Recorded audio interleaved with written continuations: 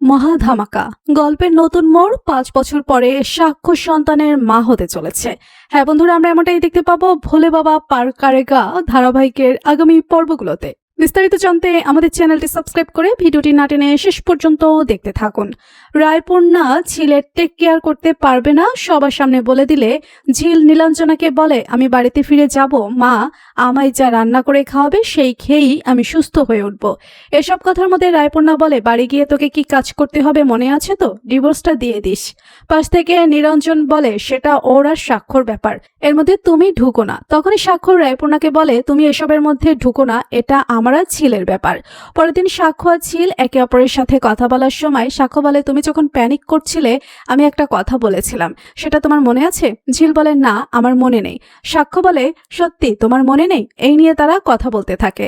সে মুহূর্তে চৌতি এসে ঝিলকে ফুল দিতে গেলে ঝিল বলে, কিছু মনে করবেন না, এই সমস্ত বড়লোকদের জন্যই মানায়। এরপর চৈতি সাক্ষ্যকে বলে, একটু বাইরে জানা, আমাদের একটু কথা আছে। সাক্ষ্য বাইরে বেরিয়ে গেলে চৈতি ঝিলকে বলে, তোমার মনে আছে তো বাড়িতে ফিরে গিয়ে তোমাকে ডিভোর্স পেপারে কিন্তু সই করে দিতে হবে?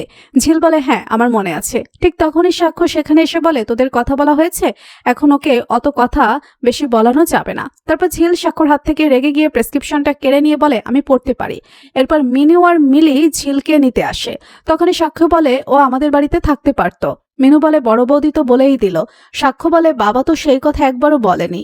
এই নিয়ে তারা কথা বলতে থাকে। তার মধ্যে চৈতি বলে, আমি নার্সকে বলে দিয়েছি এক্ষুনি হুইল চেয়ার নিয়ে আসছে, আর তোমাকে তো কোনো কিছু পেমেন্টই করতে হবে না। সাক্ষ্য নিজের অ্যাকাউন্ট থেকে সব পেমেন্ট করে দিয়েছে। আর রিক্সাকে ডেকেছো তো? পাশ থেকে মিলি বলে, আমাদের তো 4 চাকা নেই, রিক্সা করেই যেতে হবে। তখনই সাক্ষ্য বলে, না ঝিল আমার গাড়িতে যাবে। একথা শুনে ঝিল বলে ওঠে না। এরপর দেখা যায় ঝিলকে সুস্থ করে বাড়িতে এনে স্ত্রীর মর্যাদা দেয় সাক্ষ্য। এরপর দেখা যায় গল্প এগিয়ে যায় 5 বছর পরে। ঝিল তখন সাক্ষ্যর সন্তানের মা হতে চলেছে।